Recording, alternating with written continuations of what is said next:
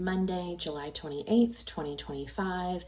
I'm in my bathroom. You guys have never been in here. I'm just doing a get ready kind of thing right now and thought I would update you guys on how everything's been the last week. So my weight is still the same, so I'm okay with that. Hopefully I will go down a little bit this week and get back in the 250s again. The further down we go in our GLP-1, in our weight loss, is longer, it takes longer for us to see the results. So, it's expected because my journey started February of last year, and here it is July of the following year. So 70 pounds down though, I will totally take and keep moving. So isn't that pretty? So this week, last week, I told you guys that I was going to be meeting with the ankle surgeon about the injury I had a year ago. And I did meet with him, and they have scheduled my surgery for September 22nd. And that's like 11 months almost to the day that I had the injury last year. So at least it's moving right in the right direction. So there is that. I also have to find out about what it's going to look like when I get out of surgery. And when I say that, I mean, I've heard several people say that, they come home in either a knee scooter or a walker, something like that. Don't know if I could do a knee scooter. I'm already uncoordinated as it is. So we'll have to see on that one. Also, my house has about 12 stairs to get up to our bedrooms. And I would not be able to do that when I get my surgery for at least a little while. So also our bathroom, my bath or shower is very small. So that also comes into play how I would be able to do that. So I think I'm probably going to have to stay at my mom's. And it might be a month, which would suck because I really would miss my kiddo and my husband and my dogs. So I'm trying to talk to some kind of coordinator that can help kind of let me know, what this is going to look like so I can get prepared, right? Because my mom needs to get a bedroom suit for that guest room since my grandmother has passed. And so we're trying to get that working right now. And, what other things I'm going to need to have to get me along that journey back and forth to doctor's appointments and all of that. And my mom has a patio home, which is great. And would be easy for me to, get in and out of. She has a handicap shower, which is fabulous, with a bench for seating. So I'm just trying to figure out what that timeline looks like when I get out of surgery and how long until I can go upstairs. I do know that I will have a cast at some point. I am not sure when they put that cast on. I think it's a few weeks after I come home from surgery. So we'll have to see about that. So that has been a big thing going this week. Lots of questions. And sorry, I'm putting on like a vitamin C serum at the moment.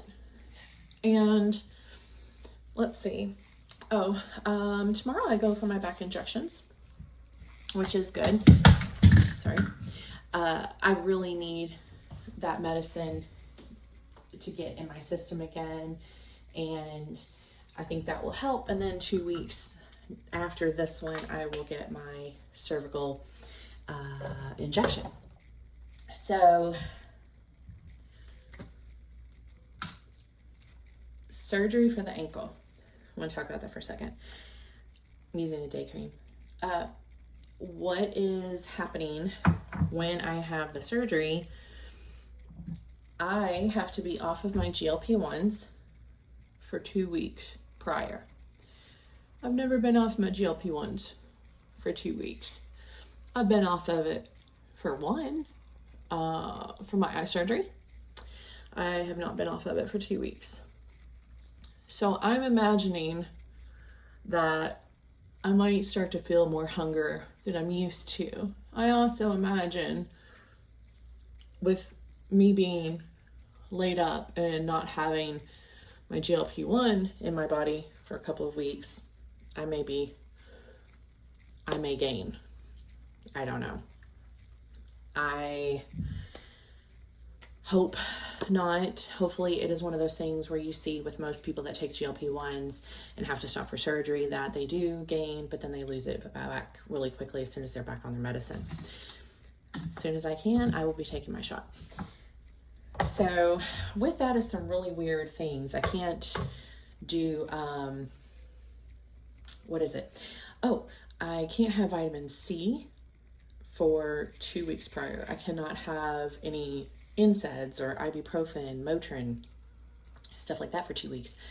No herbal medications like my supplements and stuff. This is just a nourishing oil.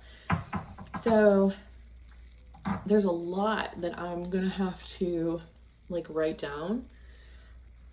Oh my God, it smells so good. And just see what I'm able to take and what I'm not able to take, and probably have it all written down, like when I have to stop it, because I don't want to screw up my surgery and I want it to be successful. You know, it's a lot. It's a lot to think about. It's also going to be done at the hospital where my mother-in-law was killed, and that's pretty triggering. I will say I will probably be engaging with my therapist pretty soon to work out some coping techniques, because as it stands right now, if I go anywhere near that hospital and I see the logo or anything like that, it triggers some PTSD. And I won't be able to have any kind of anxiety medicine that morning when I'm going into surgery until they give it to me. So I will need to work through that with her. The upside is, and I've been talking through this with my mom and Brittany and a couple others, is, you know, this is not during COVID, which is great. This is my doctor using their facility. So it's my doctor that I know. It's not some random guy or woman doing the surgery. It's outpatient, and it's a surgery he's performed 1,000 times. So I do have all those things in my head. It's just very triggering when you see that logo of a hospital where so much pain and hurt and death happened that was so traumatic and a big part of your life for about 8 months. We're gonna see. You'll have to send me some luck with that one, guys. I'll keep you posted as it gets closer to time for the surgery and update you on anything else I learn. So if anybody else is going to be having any kind of surgeries and whatnot, that maybe this will be able to help. So I also see my knee doctor tomorrow for the injury that I had last week where I lost control of my leg and trying to figure out what happened. The ankle doctor thought it could be a hamstring. So he wanted me to check out with the knee doctor. So I see him tomorrow afternoon after my back injections. My little one goes back to school in August, so I will have more time to make more frequent videos. I do have a lot of discussion topics that I do want to bring up and different things like that. I have lots in my head that I want to talk about, so I'm interested to see what you want to talk about. What are things that you want to know, either if it's been in my journey, my experience, things that I've heard. I do try to stay very connected in the GLP-1 community. I'm a big advocate for our GLP-1s and obesity awareness. So no question is off limits. Feel free to ask. I will make another video this week, but I hope you guys are doing well. I'm going to put some makeup on and get ready. So I'll talk to you guys soon.